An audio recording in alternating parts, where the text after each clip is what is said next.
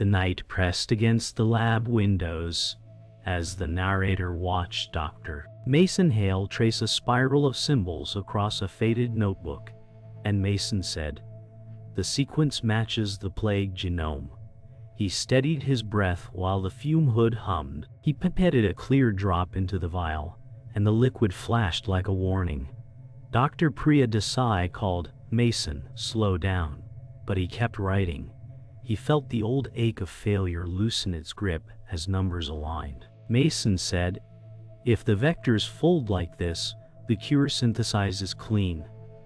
The recorder light blinked red and the lights flickered once. The notebook's margin carried a final line in a stranger's hand, and Mason said, "This was never meant to heal." By morning, the narrator found the lab quieter, though unease clung to the tiles.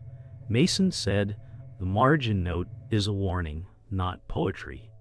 He opened the cold storage and counted vials twice. Priya said, "Warnings become rules after casualties." She scanned the access log and frowned at a missing entry. Mason said, "We lock this down and replicate by the book." The power returned to full brightness, yet the screen showed an error ghost. Priya said, "Someone else touched this protocol." The rain stopped, but the storm stayed inside the room. The narrator marked how campus corridors felt newly hollow as Mason carried the notebook to archives. Professor Alden Voss waited by the locked door with a patient smile. Voss said, "You've borrowed from a dangerous shelf." Mason said, "I'm returning what never should have left." Keys chimed as the door opened on dust and card catalogs. Voss said, "Traditions exist to keep the living safe." Mason said, "So does truth." The filing drawers sighed, and a single folder carried the same spiral in red pencil. In the reading room, the narrator watched dust rise like cautions. Mason said, "These notes predate our trials by decades." He spread photos of quarantine wards and handwritten formulas. Voss said, "History shows what ambition forgets." Mason found a letter initialed by KM, and he said, "This writer anticipated a cure that kills." Voss said, "Context matters more than panic." The lights hummed as if debating. Mason said, "Then give me the context no one publishes." The narrator followed Mason into the courtyard where puddles mirrored broken clouds. Lena Ward appeared near the service gate with a practiced smile. Lena said, "I heard you found a legend with teeth." Mason said, "You're far from your lab." She offered a flash drive like a truce. Lena said, "Call it insurance against mistakes." Mason pocketed it and felt its weight become a verdict. He said, "If this is bait, I'll still bite." The campus bells tolled, and the air tasted like metal. The narrator watched Mason's hands shake as the first trial ended with silence instead of recovery. Mason said, "It should have worked." Priya whispered, "He's gone, Mason." The monitor flatlined while the vial's glow faded to nothing. Mason clenched the notebook, whispering, "A cure that steals breath." The narrator felt the room contract as Mason replayed the moment. Mason said, "It wasn't a failure, it was altered." Priya replied, "You called death an alteration?" The air smelled of antiseptic and regret. Mason said, "We need to know who touched the logs." Priya's silence was heavier than words. In the hallway, the narrator followed Priya as she said, "I can't stay in this spiral." Her steps echoed sharp. Mason caught up, voice strained, "If you walk away, the truth dies." Priya looked back once, eyes wet but steady, and said, "Maybe some truths should." Then she vanished down the stairwell. That evening, the narrator saw Mason confronting Lena in the parking lot. Mason said, "The logs were altered." Lena smiled faintly. "And you assume me?" Mason's glare sharpened. Lena said, "Sometimes cures need guardians, not dreamers." The rain streaked neon reflections across the wet asphalt as silence deepened between them. Later that night, the narrator listened as a hooded figure met Mason at the library steps. The stranger said, "Deaths were recorded before yours." Mason whispered, "Who are you?" The figure handed him a sealed envelope. "Not who matters. What matters is you're next if you keep asking." Mason felt the paper burn in his hand. The narrator observed Mason alone in the archive basement, where candlelight from an emergency lantern flickered over documents. Mason said, "This handwriting, it's the same as the margin note." He traced the letters trembling. He whispered, "Deaths linked to trials decades ago." The folder's brittle pages crumbled, revealing a photograph of quarantine wards filled with covered bodies. Professor Voss entered quietly, voice calm. "You were never supposed to find that." Mason looked up sharply. He said, "Then why is it here?" Voss closed the folder and said, "Because history needs guardians, not seekers." Mason hissed, "Guardians of lies." The narrator marked how Voss' composure cracked for a breath before sealing again. That night, Mason sought Lena, who said, "If you want answers, follow the wrong trail, not the right one." Mason replied, "You're stalling me." Lena smiled thinly. "Truth is a knife. Hold it wrong, and it guts you first." Mason's breath steamed in the chill. As the narrator noted, he still followed her. The narrator recorded Mason's gasp when he found an old case file in the morgue, stamped "Recovered Subject." Mason said, "This was never medicine. It was a weapon." He saw lists of trial victims mislabeled as survivors. His voice cracked. They called it healing, but it harvested life. The air smelled of cold steel and formalin. In the courtyard, Mason confronted Priya, who returned reluctantly. Mason said, "The cure was designed to kill." Priya's eyes widened. "Then we're not curing anything. We're feeding it." She shook her head, saying, "This isn't your fight alone." Mason whispered, "It's already mine." The narrator felt the silence grow sharp between them as bells tolled. The narrator traced Mason's figure in the silence of the lab, his breath uneven as he held the vial up to the sterile light. His eyes burned with sleeplessness, and his skin looked pale under the white fluorescence. Mason whispered, "The data useless unless I carry it in me." The thought tore at Priya, who slammed her palm on the bench and said, "Stop pretending this is science. This is suicide." He ignored her, hands trembling as the glass syringe clicked into place, his lips forming the words, "Truth must bleed to be born." The room smelled of disinfectant and rain-damp clothes, every shadow trembling with the tension of a man about to gamble his life. Priya's voice cracked, "You don't even know what you're about to unleash." The narrator described Priya's hand darting forward, catching Mason's wrist before the needle touched skin. Her voice shook. "This cure doesn't heal. It consumes." Mason's eyes narrowed, and his voice dropped. "Better my body than another nameless corpse." Their struggle rattled vials on the steel tray, each clang echoing like the sound of bones breaking. Priya hissed, "Your obsession has become a graveyard." Mason growled, "And your fear has become a lock on the truth." Their eyes met, glassy and defiant, locked in a battle neither wanted to win, but both knew must end. The narrator recalled the silence shattered by the flat beep of a nearby monitor. A patient's chest no longer rose. Priya stumbled back, whispering, "He's gone." Her voice trembled with grief. Mason froze, the syringe trembling like a blade in his hand. He stared at the motionless body and said, "Not a cure. A harvest disguised in light." His shoulders sank, realization cutting deeper than any scalpel. Priya covered her mouth, her voice muffled, "You're turning life into death." Mason's hands loosened. The syringe clattered on steel. The silence afterward was heavier than thunder. Later, the narrator described Mason storming into the corridor, eyes burning. From the gloom, Lena appeared, stepping from the neon glow of a flickering exit sign. She smirked with unnerving calm. "Now you see," she said. The cure kills cleaner than any disease. Mason's voice cracked with rage. And you stood by, feeding me lies. Lena tilted her head, amused. I gave you choices. You chose obsession. Mason's fists shook at his sides, his voice sharp as broken glass. You altered the logs. You guided me into this trap. Lena's silence was sharper than a blade, her smirk holding the weight of truths unspoken. The rain outside hammered glass panes like a second heartbeat. The narrator guided Mason and Priya into the dim room of Evelyn Maris, once a patient of the first trials.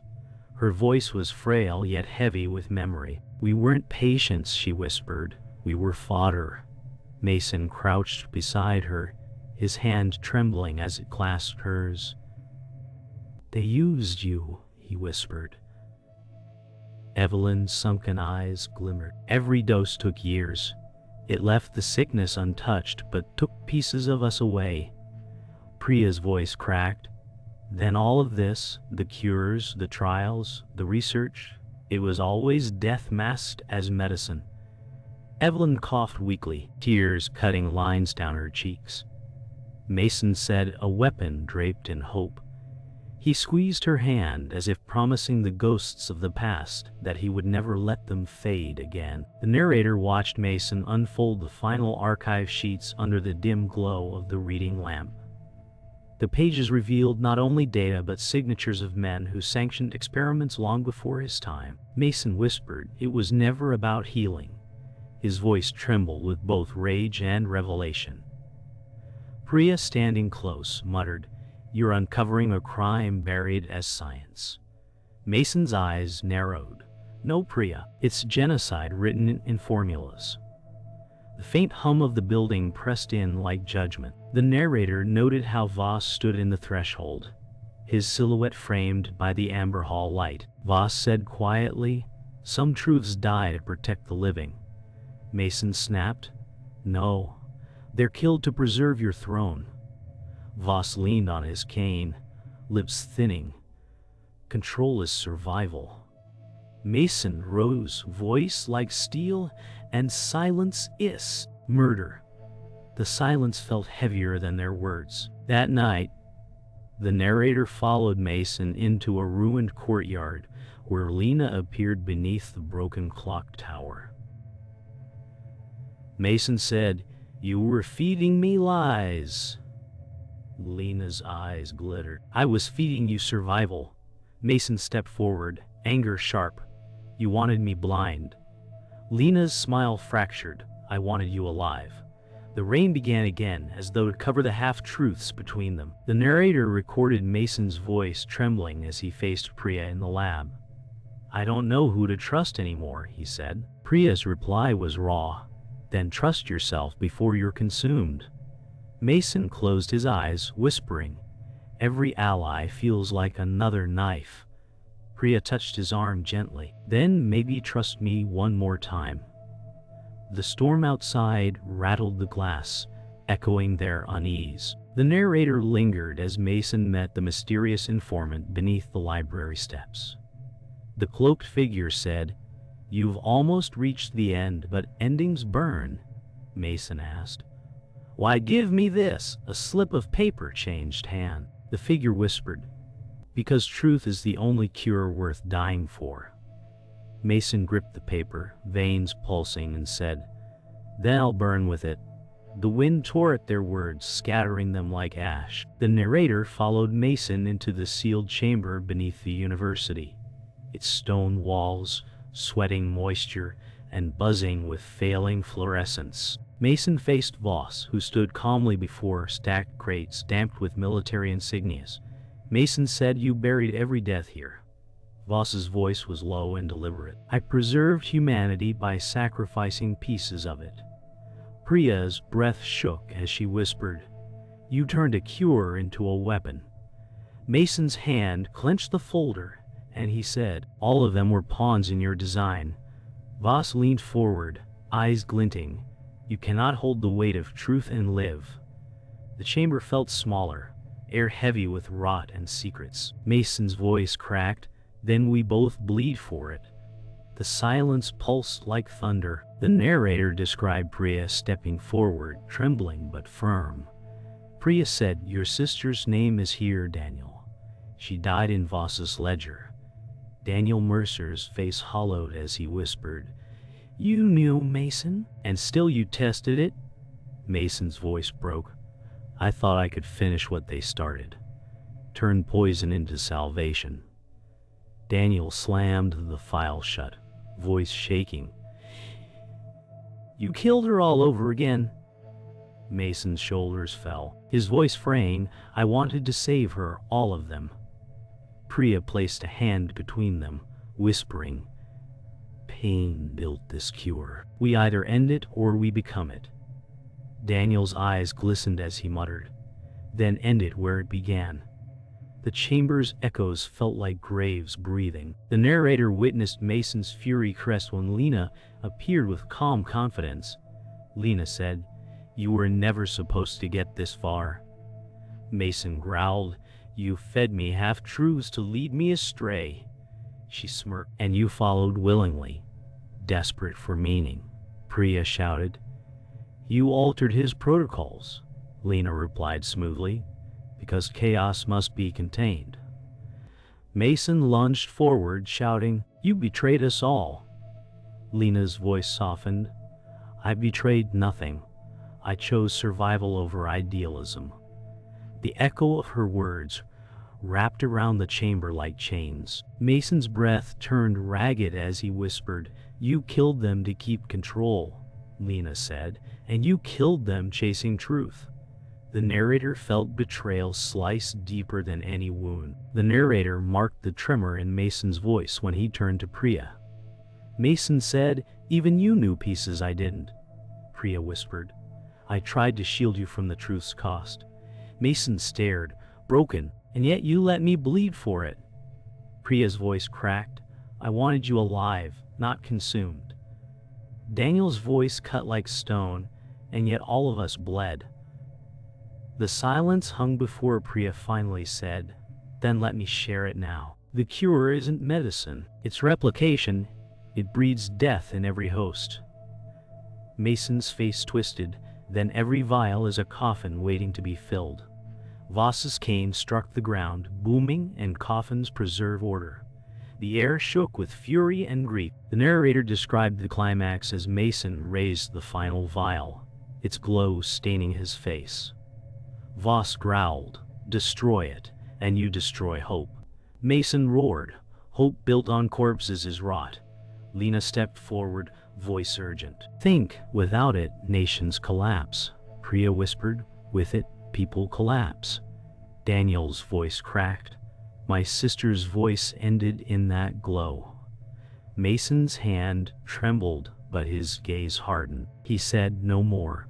With a cry, he smashed the vial against the stone floor, shards scattering like stars. The glow hissed and died in a hiss of vapor. Voss shouted, "You fool!"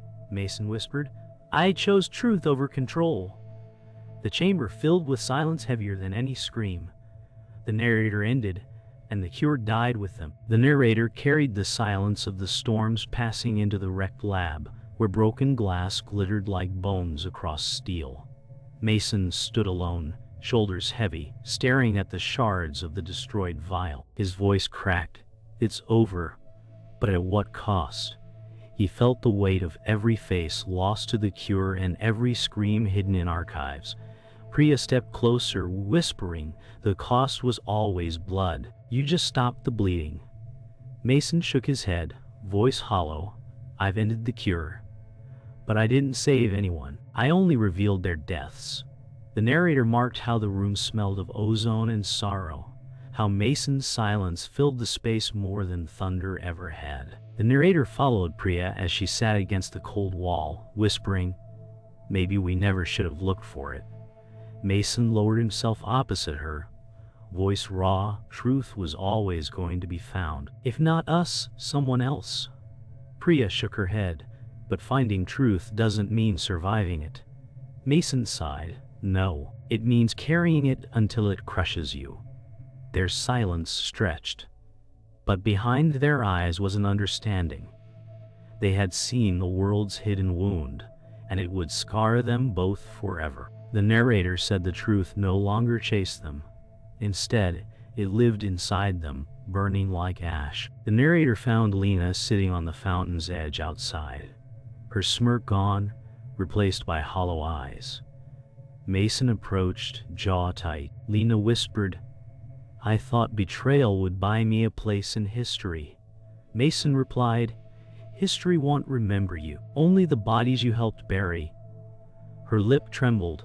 "Then I am already forgotten," Priya said coldly. "Not forgotten." Condemned, Lena lowered her gaze to the cracked pavement. The narrator noted that betrayal no longer burned in her eyes.